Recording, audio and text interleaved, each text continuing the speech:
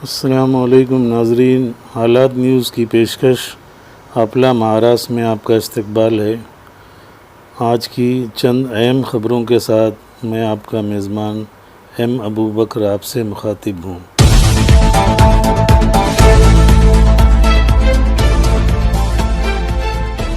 नाज़रीन, आप देख रहे हैं हालात का यूट्यूब चैनल और मैं एम अबू बकर आपसे मुखातिब हूँ। आज हमारी फाइनेंस मिनिस्टर निर्मला सीतारमन ने एक अखबार कहा कि माइग्रेंट वर्कर से रेल का किराया बिल्कुल वसूल नहीं किया गया और स्टेट गवर्नमेंट ने 15% और 85% सेंट्रल गवर्नमेंट ने उनका किराया बर्दाश्त किया है। जबकि हमारे अपने भिवंडी शहर का वाक़या आने वाली ट्रेन में जो मुसाफिर सफ़र कर रहे थे उनसे 800 रुपया किराया लिया गया, जबकि पर 745 रुपये दर्ज था और पुलिस ने उस वक्त वहाँ मौजूद माइग्रेंट वर्करों के दरमियान अनाउंसमेंट भी किया। हम निर्मला सीतारमन की क्लिप और उसके बाद भिवंडी रेलवे स्टेशन का अनाउंसमेंट भी सुना रहे हैं, देखिए। प्रधानमंत्री जी पहले बात बोले कि स्टेट जहां हो आप वहां रहिए, और हम we have been giving all kinds of assistance as much as possible, not really ideally, कितना हो सका, कितना संभव वो उतना करते आ रहे हैं। और ये भी अरेंजमेंट किया गया था कि स्टेट्स में जहां है वो उनको उधर खाना और रहने का कुछ व्यवस्था हो। उसमें गुरुद्वारे, चैरिटेबल ऑर्गेनाइजेशन सब भी शामिल हुए।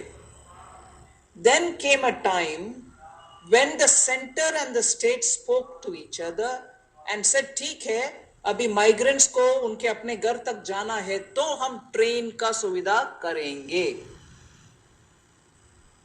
स्टेट्स बहुत सारे कोऑपरेट कर रहे हैं, सब कोऑपरेट करने के लिए कोशिश कर रहे हैं। अगर माइग्रेंट्स को ट्रेन्स में बिठा करके सिस्टमैटिक तरीके से, और जहां तक मेरा ज्ञान है रेलवेज ने ये इतने तक बोला है कि 1500 ट्रेन्स आर रेडी। आप एक जगह बोलो, वहां 3 घंटे के तुरंत बाद हम ट्रेन्स भेज देंगे। ट्रेन्स में बिठा करके अगर माइग्रेंट्स उनके अपने गांव तक जा रहे हैं तो केंद्र सरकार रेलवेज उनको ट्रेन में बिठाने के बाद खाना पीना का सुविधा भी दे करके घर तक पहुंचा रहे हैं।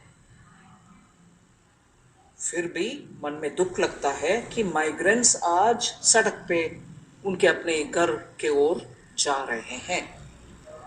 क्योंकि आपने कांग्रेस पार्टी के विषय उठाया, मैं भी इसका कांग्रेस पार्टी का जवाब देना चाह रही हूं। क्यों उनके अपने अपने राज्य सरकार जहां भी है और ट्रेन मंगवाएं और माइग्रेंट्स को उसमें बिठाएं और माइग्रेंट्स को इतने सुविधा के साथ, सुविधा काफी नहीं है फिर भी सुविधा के साथ उनके घर तक पहुंचाने के लिए उनके अपने राज्य को, जहां कांग्रेस के सरकार हो या जहां उनके स्नेह पार्टीज हैं, अलायंस पार्टीज हैं, उनके पास बात करके उनके साथ कोऑपरेट करके और ट्रेन मंगवाएं और माइग्रेंट्स को ट्रेन में बिठा करके उनके अपने घर भेजें, ना कि जब वो दुख के साथ पैदल जा रहे हैं उनके टाइम बर्बाद करते हुए उनके पास बैठ करके बातचीत करना।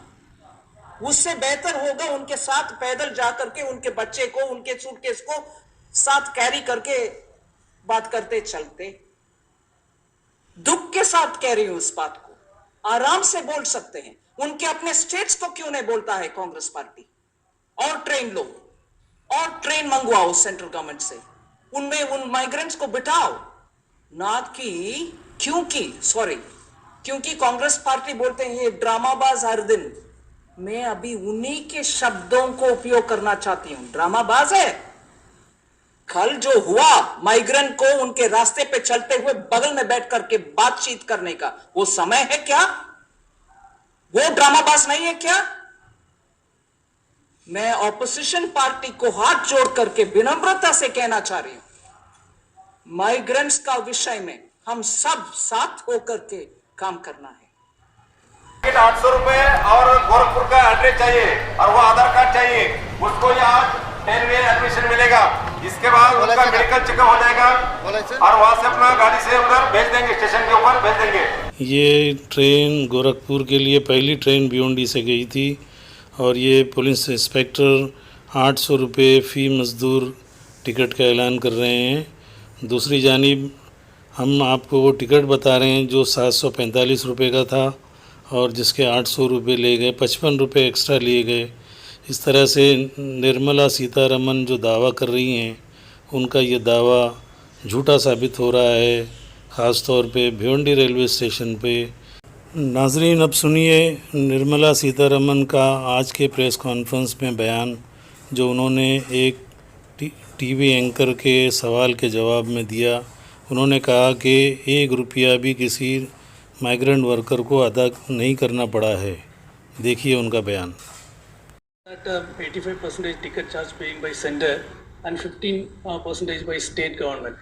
Really, it was entire amount paid by migrant laborers only. So, is there any confusion in this? Why? Why would the entire amount be paid by the migrant? Actually, in Kerala and Tamil Nadu, and actually they are paying entire amount for ticket. I'm not sure. I don't want to say you're saying something not true. I'm not saying that, but I'm not sure where this information comes from. That's not right. Even before the state is asked to request for a train, it is made absolutely plain that state governments will have to bear only 15%, 85% is borne by the center. And after the migrant gets into the train, irrespective of the destination that he has to go and reach, he is given food and water and everything else. So, one more thing, ma'am. No, please just I want you to be clear. next No, 1 minute. I want you to be clear. I'm putting forth Government of India's position, which is not conflicted by anybody else. Maybe trains were not requested. That's a different story. But to tell me that 100% the ticket has been borne by the passenger, the migrant worker, I will request you to please tell me where this information has come from. I'd like to correct if it is wrong. Or I'd like to check up how it was collected from any migrant worker. It shouldn't have been collected at all from any migrant worker. But if you're saying it, I'll definitely like to go to say where this is emanated from. And if it has truly been collected from a migrant worker, we need to know it. I'll request you to give me some information, please. नाजरीन, भिवंडी से गोरखपुर के लिए जो पहली train चलाई गई थी उसमें फ़ी मुसाफिर 800 रुपये लिए गए। 1104 मुसाफिर उस पर सवार हो गए और 8,83,200 रुपये उन मुसाफिरों से वसूल किए गए, जबकि उन्हें टिकट 745 रुपये का दिया गया था। इस तरह से 66,000 रुपये उन मज़दूरों से एक्स्ट्रा भी लिए गए जो किसी हिसाब किताब में नहीं। तो क्या निर्मला सीतारमन जी इन मज़दूरों को उनसे लिया हुआ किराया लौटाएंगी? उन्होंने तो बड़े बुलंद बांग दावे किए थे कि 1 रुपया भी किसी मज़दूर से नहीं लिया गया। नाज़रीन, ये है गुजरात प्रदेश कांग्रेस कमेटी के प्रेसिडेंट, इनका बयान सुनिए। गुजरात सरकार मुख्यमंत्री पोताना माटे 200 करोड़ રૂપિયાનું પ્લેન લાવે, નમસ્તે ટ્રમ્પ કાર્યક્રમમાં 100 કરોડ રૂપિયા કરતાં વધારે રકમ ખર્ચે અને જ્યારે કોઈ પરપ્રાંતીય વ્યક્તિ પોતાના પરિવાર સાથે વતન જવા માંગતો હોય ત્યારે એની પાસે ભાડું માંગવાનું, એની પાસે બસ કે રેલવેનું ભાડું માંગે। એવા કપરા સંજોગોમાં કોંગ્રેસ પક્ષની જે વિચારધારા રહી છે કે કોંગ્રેસ પક્ષે હંમેશા આમ આદમીનો સાથ આપ્યો છે, એ સત્તામાં હોય કે વિપક્ષમાં હોય। આજે જ્યારે સરકાર હાથ ઊંચા કરે, સરકાર લોકોને ભગવાન ભરોસે છોડે ત્યારે કોંગ્રેસનું નેતૃત્વ સોનિયાજી રાહુલજી આગળ આવ્યા છે।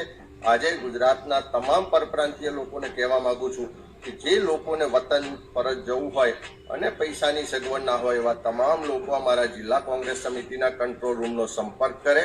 ત્યાંથી તમને ઓનલાઈન ફોર્મ ભરવામાં પણ મદદ થશે અને જરૂરિયાતમંદ લોકોને ગુજરાતથી વતન જવા માટેનું એક તરફનું ભાડું આપવાની પણ જોગવાઈ કરવામાં આવશે, જેથી કોઈ પણ લોકો ચિંતા કર્યા વગર તમને સારી રીતે સહી સલામત વતન પહોંચાડવાની જવાબદારીમાં અમે પણ એક જવાબદાર વિપક્ષ તરીકે જવાબદારી સ્વીકારીએ છીએ। ને તમને ફોર્મ ભરવામાં પણ મદદરૂપ થઈશું ને તમને ભાડું આપવામાં પણ મદદરૂપ થઈશું। नाजरीन, मज़कूरा बाला तमाम बातों से ये साबित हो गया कि हम भिवंडी की बात करें तो यहाँ से 2 ट्रेनें जो गई पटना और गोरखपुर के लिए, इन दोनों ट्रेनों में मुसाफिरों से पैसे वसूल किए गए, जिसका सबूत हमने आपको दिया। इस तरह से निर्मला सीतारमन का वो दावा गलत साबित होता है कि मज़दूरों से पैसे नहीं लिए गए हैं। नाजरीन, हालात का यूट्यूब चैनल सब्सक्राइब कीजिए, बेल बटन दबाकर हमें ताउन कीजिए। शुक्रिया।